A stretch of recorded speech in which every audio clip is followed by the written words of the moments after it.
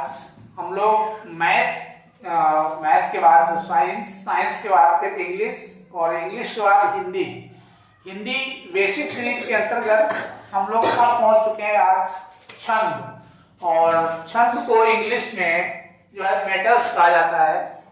Matters में हम सबसे पहले छंद की बेसिक डेफिनेशन, जिसे एनसीईआरटी ऑथराइज करता है, वो डेफिनेशन जानेंगे।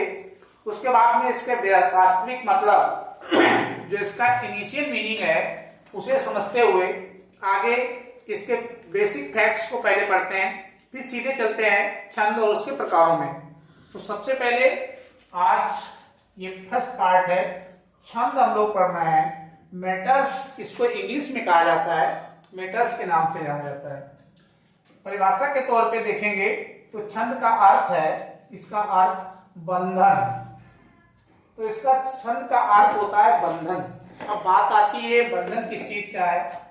छंद नियमों का बंधन होता है इसमें हृदय में सौंदर्य चेतना जागृत होती है, जिस रचना में मात्रा, वर्ण, गति का ही दूसरा नाम लय। तो लय, विराम जो होते हैं रुकने के नियम होते हैं, यति इसके जो चिन्ह है, तथा तुक लास्ट में जो मिलाए जाते हैं, तो उनको तुक के आधार पे भी छंदों के प्रकार होते हैं। जिनमें तुक मिलते हैं तुकांत छंद, और जिनमें तुक नहीं मिलते हैं आतुकांत छंद के नाम से जाने जाते हैं। उसके बाद में आदिकोर छंद कहते हैं।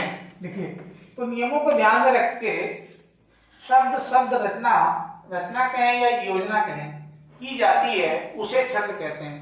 कहने का मतलब यह है, जब कभी कोई रचना लिखने बैठता है, यदि वो हिंदी भाषा के सभी नियमों को ध्यान में रखते हुए कोई रचना लिखता है, तो ऐसी रचना जिसमें सभी हिंदी के नियमों को, ग्रामेटिकल रूल्स का प्रयोग किया गया हो, तो उसे एक रचना कविता के साथ साथ उसे छंद कहा जाता है। अब छंद, इसीलिए छंद नियमों का बंधन है। तो शब्द योजना की जाती है, हर वर्ड को मैथमेटिकल तौर पे काउंट करके लिखा जाता है। उसके बाद छंद के जो आदि थे, मतलब जिन्होंने इसको स्टार्ट किया है, उनका नाम आचार्य पिंगल है। तो पिंगल जी थे जिन्होंने इसकी स्टार्टिंग की, इसीलिए इन्हें पिंगल शास्त्र भी कहा जाता है। तो क्वेश्चन आता है पिंगल शास्त्र क्या है। तो छंदों को ही पिंगल शास्त्र कहते हैं, क्योंकि आचार्य पिंगल थे जिन्होंने सबसे पहले छंद लिखने की योजना बनाई और सबसे पहले इसको हिंदी भाषा में लाए, इसलिए इसे आचार्य पिंगल भी कहते हैं, पिंगल शास्त्र भी कहा जाता है। अब बात आती है कि छंद के भाग। देखिए, भाग मुख्य रूप से आपको 6 जानने हैं पहले। एक तो वर्ण, दूसरा मात्रा, तीसरा गति, चौथा यति, चरण या पाद और गण। तो इस तरीके के ये 6 चीजें पहले इसके मुख्य भाग हैं। इसको एक बॉडी पार्ट्स भी कह सकते हैं। ये छंदों के अंग या बॉडी पार्ट्स के नाम से भी जाने जाते हैं। तो वर्ण जो होते हैं वो मुख्य रूप से 2 प्रकार के होते हैं। एक लघु वर्ण या ह्रस्व वर्ण। लघु मतलब भी छोटा होता है और ह्रस्व का मतलब भी छोटा होता है। तो ऐसे स्वर जिनकी साउंड छोटी रहती है, अ, इ, उ, री, ये 4 हैं, इसलिए इनको लघु या ह्रस्व स्वर वर्ण कहा जाता है। इनके लिए एक मात्रा का प्रयोग किया जाता है, क्योंकि इसमें कम टाइम लगता है। दीर्घ वर्ण या गुरु, दीर्घ कहें या गुरु वर्ण कहें, एक ही चीज है। इनकी संख्या ज्यादा है। आ, ई, उ, ए, ओ, अंग, इनको भी इंक्लूड कर लिया जाता है। तो इस तरीके से 1, 2, 3, 4, 5, 6, 7, 8, 9, 10 हो जाते हैं, जिनमें आपको इनमें अधिक समय लगता है, इसलिए इसमें यस का मतलब ये 2 है। तो इनके लिए 2 मात्राओं का प्रयोग किया जाता है। अब इसके बाद में आएंगे तो मात्रा क्या है। तो मात्रा को बहुत कायदे से समझ लीजिए। वर्ण के उच्चारण में लगने वाले समय, तो वर्ण का उच्चारण करने में जो लगने वाला समय है, उसी समय को ही, जो टाइम होता है, इसी समय को ही मात्रा कहा जाता है। तो वर्ण या अक्षर के उच्चारण में जो टाइम लगता है, जो समय लगता है, लगने वाले समय को ही मात्रा कहते हैं। लघु वर्ण में कम समय लगता है, इसीलिए इसकी मात्रा 1 होती है, जबकि दीर्घ या गुरु वर्ण में इनसे 2 गुना टाइम लगता है, इसीलिए इसकी मात्रा 2 रखी जाती है। लेकिन इसे लिखा जाता है यस के तरह से, ये होता है 2 लेकिन लिखते हैं ऐसे, ये तो एक ही है। उसके बाद में यति, छंद में विराम चिन्ह या जो रुकने के नियम होते हैं, जैसे कामा, पूर्ण विराम, इन्वर्टेड कामा को यति कहते हैं, इन्हीं को यति कहा जाता है। तो जो रुकने के नियम होते हैं या जो विराम चिन्ह होते हैं, इन्हीं को यति। चरण या पाठ, छंद में प्रायः 4 भाग होते हैं, तो इन्हें चरण या पाद के नाम से जाना जाता है। लेकिन एक छप्पा और कुंडलिया, इनको ध्यान रखना है, छप्पा और कुंडलिया में 6 चरण होते हैं, बाकी सब में आपको अधिकतर 4 मिलेंगे। गण, 3 वर्णों के समूह, तो 3 वर्णों का एक समूह है, उसे गण कहा जाता है। गणों की कुल संख्या कई बार पूछी गई है कि टोटल गण कितने होते हैं, तो टोटल गण 8 होते हैं।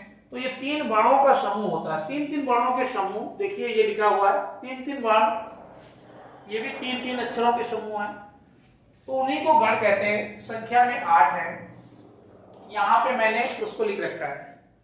तो ये देखिए सूत्र है इसका, या उसके बाद गण बनाएंगे तो या गण, इसके आगे गण जोड़ देंगे या गण। मात्रा में देखेंगे तो 1 यस मतलब 2-2, जैसे उदाहरण के तौर पे महोबा, तो माँ की 1 मात्रा, हा में वो की डंडा है, 2 मात्राएं आएंगी। देखिए ओ इसमें आता है, ये देखिए, तो इसके लिए 2 रहेगी। और माँ सिंगल वर्ड है, तो हा बा में भी 2 आ का डंडा लगा है, तो इसकी भी 2, तो ये मात्राएं 1 ऐसे करके कह सकते हैं। तो ये आ गया। ऐसे मागड़, मगड़, तागड़, तगड़, ये उसकी मात्राएं, ये इसका उदाहरण है। रागण, जागण, भागण, नागण, सागण, और लघु और दीर्घ ये तो अलग है, इसको हमने लिख दिया है। तो इनकी सिंगल मात्रा रहती है, इसकी 1 और इसकी 2 के लिए। तो ये टोटल 8 हैं, 1 2 3 4 5 6 7 8 टोटल जो गण होते हैं हमारे, उनकी संख्या मैंने यहाँ पे बता रखी थी 8 होती है। देख लीजिए टोटल 8 है ये वाले। अब उसके बाद इनको याद कैसे रखेंगे, ये मात्रा याद रखना जरूरी होती है, क्योंकि छंद जो होते हैं वो मेन 2 प्रकार के हैं। एक तो मात्रिक छंद जिनमें मात्राओं की गणना की जाती है, दूसरे होते हैं आपके वर्णिक छंद जिसमें वर्णों की गणना करेंगे, और वर्ण काउंट करने में आपको इन्हीं गणों की जरूरत पड़ेगी। अब इसको याद करने के लिए एक बहुत बेहतरीन ट्रिक बनाई गई है, जिसकी मदद से आप इसे आसानी से याद कर सकते हैं। ये मोस्ट इंपॉर्टेंट ट्रिक है, अन्यथा आप इनको याद ऐसे आसानी से नहीं कर पाएंगे। देखिए इसको ट्रिक कहिए, नोट कह लीजिए या ट्रिक कह लीजिए। तो ये ट्रिक है गणों को याद करने की। आदि, मध्य और अंत में, आदि मतलब प्रारंभ, मध्य मतलब बीच में, और अंत में लास्ट में यरत सदा लघुमान 3 लिए गए हैं, यागण, रागण, तागण।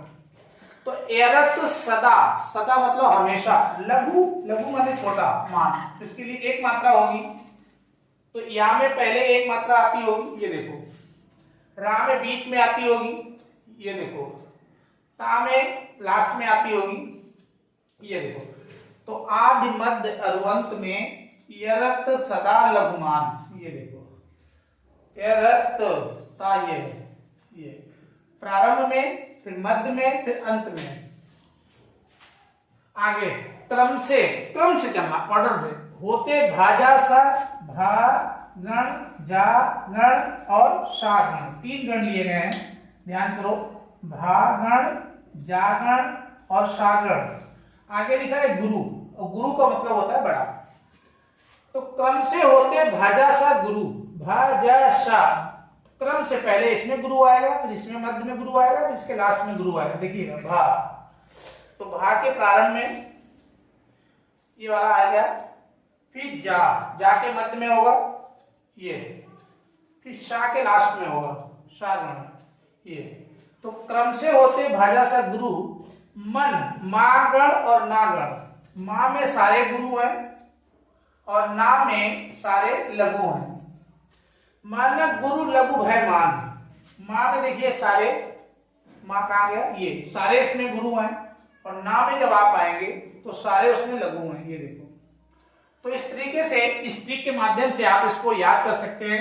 आदि मध्य और अंत में यरत सदा लघुमान, क्रम से होते भाजा सा गुरु मन, यहाँ पे दो गण है, मन गुरु लघु भय मान, तीन ये 6 और 2 ये 8 गण हो गए। उनकी एक ट्रिक है याद करने की, आप इसको आसानी से याद कर सकते हैं। अब हम चलते हैं आगे, इसके नेक्स्ट पार्ट में बताते हैं स्टार्ट। अब इसमें हम लोग जानते हैं तुक क्या होते हैं। तो छंद के अंत में अक्षरों की जो समानता आती है, समानता को तुक कहते हैं। जैसे नयन और अगली लाइन में आ जाए शयन, है ना, यहाँ पे देख सकते हैं नील सरोरु श्याम तरुण अरुण बारिज नयन, नयन है, करहु सुगम उर्धाम सदा क्षीर सागर शयन। तो एक में आया है नयन और दूसरे में आया शयन, तो इन्हीं को तुकांत कहा जाता है, तुक मिल रहे हैं। तो नयन शयन के तुक हैं। तो इसके तुक के आधार पे जो छंद होते हैं वो दो प्रकार के होते हैं, एक तुकांत एक आतुकांत। जिसमें ये नहीं मिलेंगे तुक तो वो आतुकांत छंदों में गिना जाता है। तो तुक के आधार पे भी दो प्रकार के हो जाते हैं, तुकांत छंद और आतुकांत छंद। छंद के प्रकार मात्रिक छंद और वर्णिक छंद, ये मेन है। तो जिन छंदों में, ये देखो हमने लिख रखा है, जिन छंदों में मात्राओं की गणना की जाती है वो मात्रिक छंद कहलाते हैं, और जिन छंदों में वर्णों की गणना की जाती है उन्हें वर्णिक छंद कहते हैं। कुछ हमने मेन में लिख दिए, बाकी और भी हैं, यहाँ पे लिख लीजिए। जिन छंदों में मात्राओं की गणना की जाती है उन्हें मात्रिक छंद कहते हैं, उन्हें मात्रिक छंद कहते हैं। तो जिसमें मात्राओं की गणना की जाएगी वो मात्रिक छंद, और जिन छंदों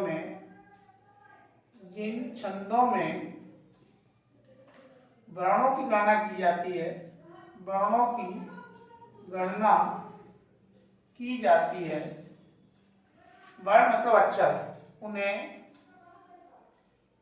वर्णिक छंद कहते हैं, उन्हें वर्णिक छंद कहा जाता है। तो कविता, सवैया, इंद्रब्रजा, ये सब वर्णिक छंद है। और जिन छंदों में मात्राओं की गणना करोगे वो आपके चौपाई, रोला, दोहा, सोरठा, ये सब आपके मात्रिक छंद होते हैं। अब छंद में प्राय 4 चरण होते हैं, उनमें मात्राएं, चलिए पहले मात्रिक छंद आपको बताते हैं फिर आगे बढ़ते हैं। चलिए अब इसमें एक महत्वपूर्ण छंद दोहा छंद, छंद एवं उदाहरण, इसमें इसके छंद भी है, इसका उदाहरण भी है। तो दोहा छंद 4 चरणों का मात्रिक छंद है। इसकी प्रत्येक पंक्ति में कुल 24 मात्राएं होती हैं। पंक्ति मतलब ये पूरी पंक्ति 24 पंक्ति मात्राएं होती हैं। पहला और तीसरा चरण में 13-13, यानी पहला ये और तीसरा ये, इसमें 13-13, और दूसरे एवं चौथे चरण में 11-11 मात्राएं होती हैं। तो ये हमें देखना है।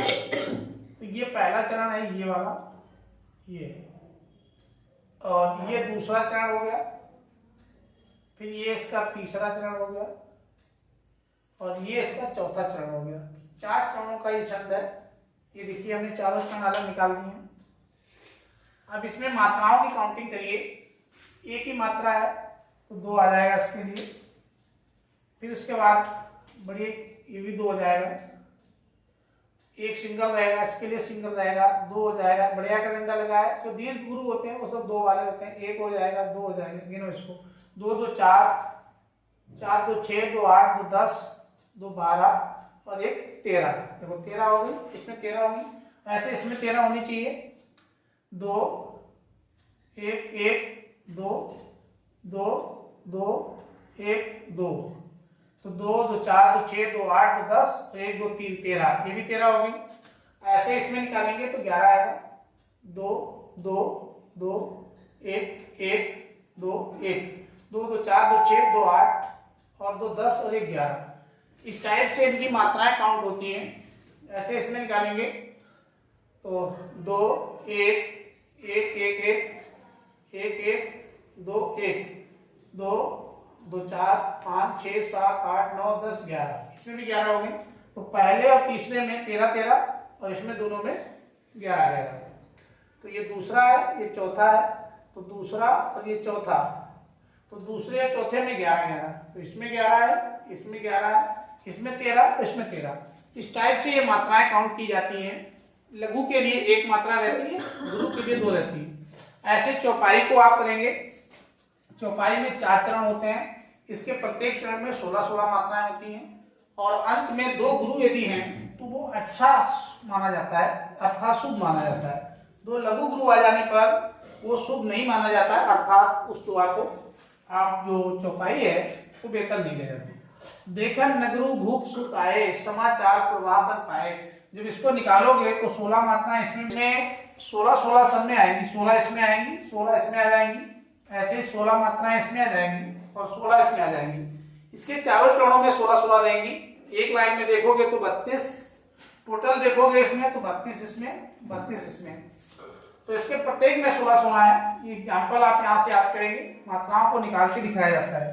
यहाँ से निकालेंगे। एक ही मात्रा है तो 2 1 1 1 1 2 2 1, बड़े की मात्रा है 1 1 2 2। तो देखिए 2 2 4 2 6 2 8 2 10, उसके बाद में 11 12 13 14 15 16। तो इस टाइप से आप इसमें इनको काउंट कर सकते हैं, इनकी मात्राओं को निकाल सकते हैं। चलिए अब चलते हैं नेक्स्ट छंद आपके, उनको बताते हैं। अब इसमें 2 छंद और बचे थे, मेन सोरठा और रोला। तो सबसे पहले सोरठा को देखिए।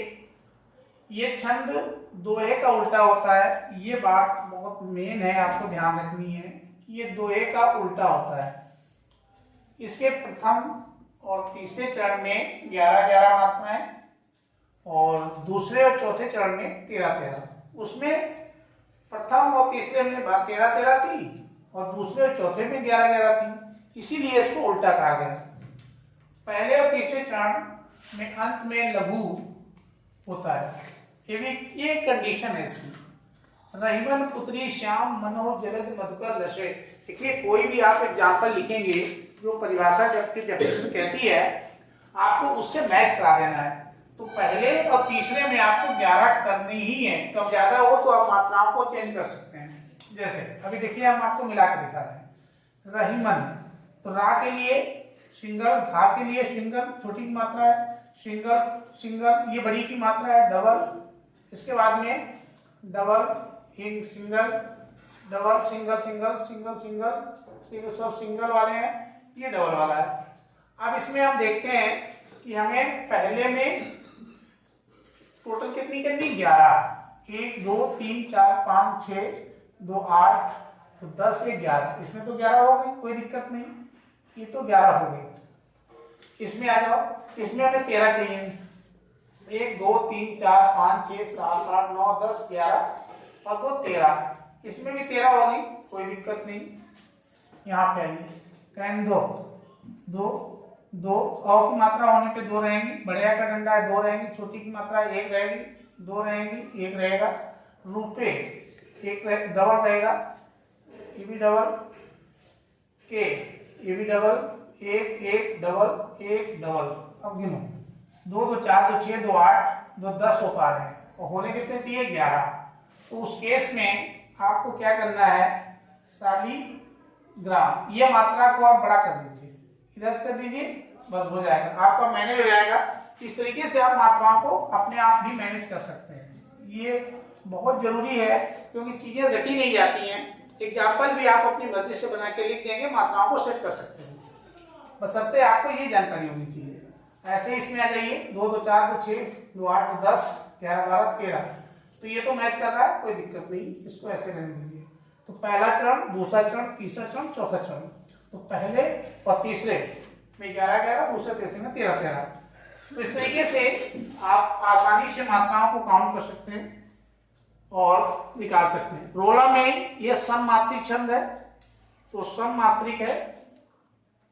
इसमें छंद के प्रत्येक चरण में 11 और 13 मात्राओं पर विराम लगता है। 11-13 को जोड़ोगे तो निश्चित रूप से 24 के बाद विराम लगता है। 24 मात्राएं इसमें आएंगी, ऐसे 24 इसमें आएंगी, ऐसे 24 इसमें आएंगी और ऐसे 24 इसमें आएंगी। तो प्रत्येक में बराबर बराबर है तो सब मात्रिक हो गए। यदि इसके प्रत्येक चरण के अंत में 2 गुरु आ जाए तो उसे बेहतर माना जाता है, कंडीशन 16 बढ़ जाती है। कोहु पापाई पंचतत्व प्राप्त शून्य जगमग धावत। तो इसमें 11-13 पे एती आएगा, पहले में 11 रहेगा, 11 के बाद आप विराम मारेंगे हल्का सा, फिर 13 रहेगा। देखिए डबल एक डबल डबल एक नहीं सिंगल रहेगा, ये अंक है double single single double double आ जाता है और ये मिलकर डबल हो जाता है, सिंगल सिंगल जोड़ो 2 3 2 5 6 7 2 9 और 9 2 11 के बाद में एक विराम आ जाएगा। इस तरीके से आप अपने विराम चिन्हों को भी ढूंढ सकते हैं कि कहाँ पे लगना है। उसके बाद आगे पूरा कर दीजिए 13 2 2 4 1 1 1 1 डबल 1 1 2 2 4 2 6 7 8 9 10 11 12 13 ये भी 13 पूरी होंगी। देखिए यहाँ तक 13, इधर आपकी 11, टोटल करोगे 24। तो सब मात्रिक छंद है। इस तरीके से आप मात्राओं को काउंट कर सकते हैं और अपना आसानी से छंद, यदि ये भूल जाते हैं तो आप अपनी तरफ से कोई लाइन लिख करके उसकी मात्राओं को टैली करा देंगे, बशर्ते ये चीज आपको सही से पता होनी चाहिए। तो इसलिए छंद में कोई बहुत ज्यादा आपको दिमाग लगाने की जरूरत नहीं है। कुंडलिया उंडलिया जो है उसमें 6 रहते हैं, वो आपको नेक्स्ट इसके सेकंड पार्ट में बताया जाएगा। चलिए, थैंक यू फॉर वॉचिंग।